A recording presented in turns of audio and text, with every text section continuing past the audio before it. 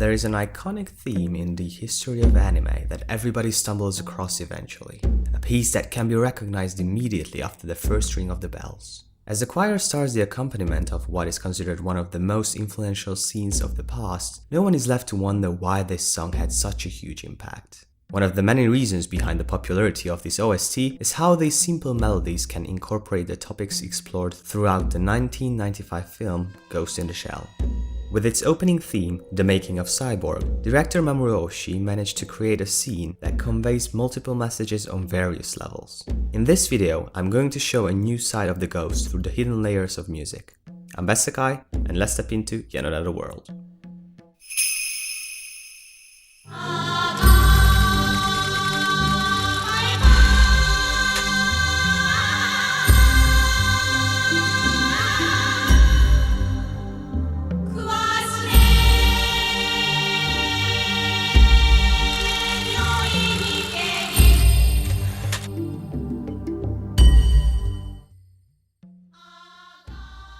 In the 1996 production report of the movie, when asked, the anime's composer Kenji Kawai stated that his favorite part of the musical score was the main theme of the movie, the lyrics of which he put a lot of thought into. He tried to capture the world and the essence of his characters in the music.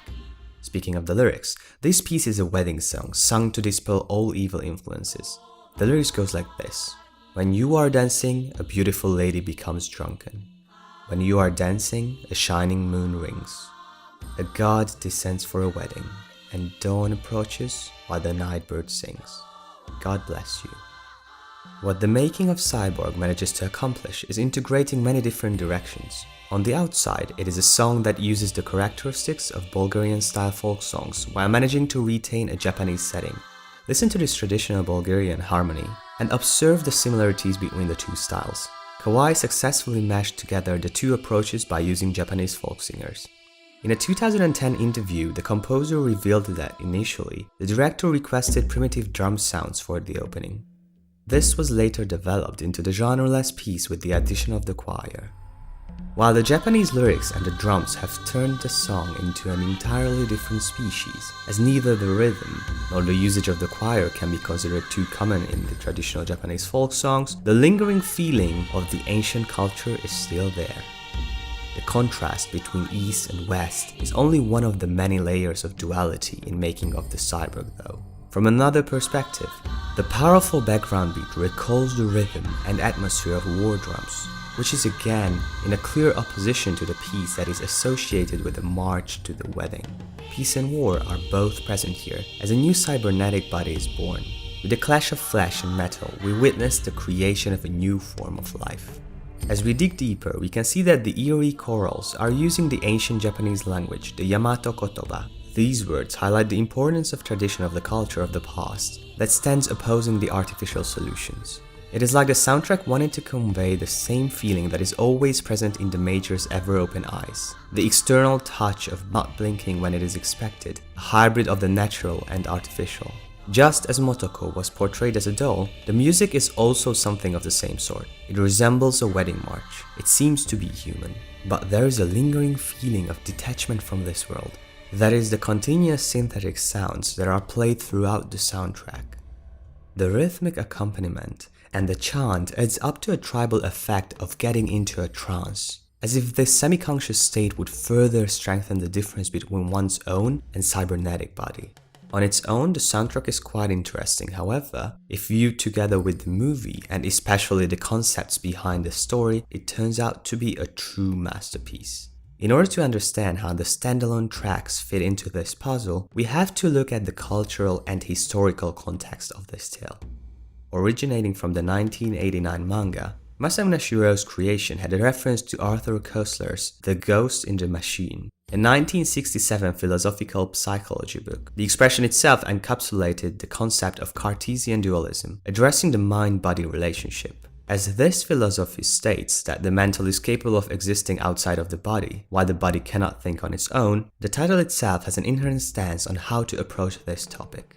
Apart from the heavy influence of the aforementioned idea, there is another force that left its marks on the score.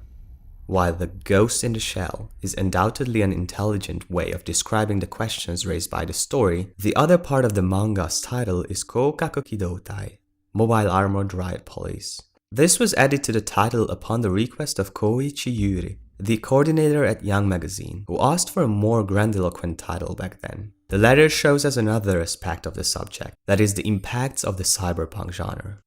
In the West, cyberpunk became prominent in the early 80s. It was a new wave of science fiction that very much depended on the themes of technology being integrated into the everyday life of the masses, exploring the consequences of a society built upon this foundation.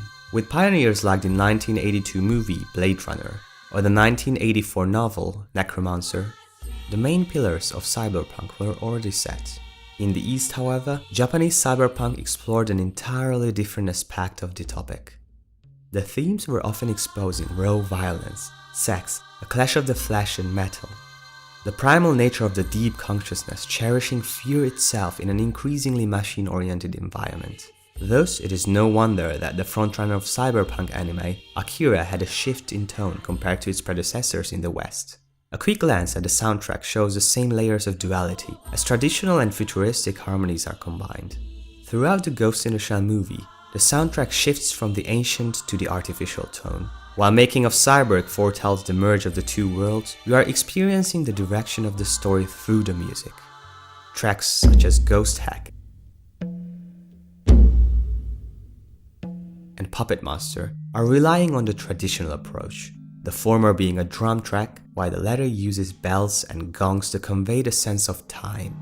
The Puppet Master uses synthesized sounds, but the effect is not as dominant here. Virtual Crime, on the other hand, has a modern touch to it through the usage of the guitar as well as its continuous synthetic accompaniment, which is then turned into an artificial vocal track. When we revisit the main theme through Ghost City, we get back to the dilemma of leaving tradition behind completely, or at least partly. This time, however, the artificial part becomes stronger. As the streets of Neo-Tokyo unfold in front of our eyes, the two worlds are merged, and the result is the answer we were looking for. The direction of the soundtrack points to the path ahead of humans, a continually evolving future within the realms of technology. At this point, the music already shows the acceptance of technology, as the boundary between machine and human becomes unclear. The next three tracks, Excess, Night Stalker, and Floating Museum, are all very similar to those in the first half, each of them mimicking a previous track, but with the synthetic background present in each of them. The flow does not break away from its roots though. Tradition, culture, the memories of mankind are all part of the past that forms its development, and the music replicates this idea. As the story reaches its climax, the soundtrack reverts back to the older phase to emphasize a decision Kusanagi is about to make. The camera shows the tree of life, the human side, tainted by the bullets, representing the fight between natural and artificial forces as the sound of the gongs remind us of the initial steps we made towards understanding the major. By the time we get to the resolution, the music fades away. It is up to us, the viewers, to evaluate the turn of events, and the silence that is present in the last scenes is haunting.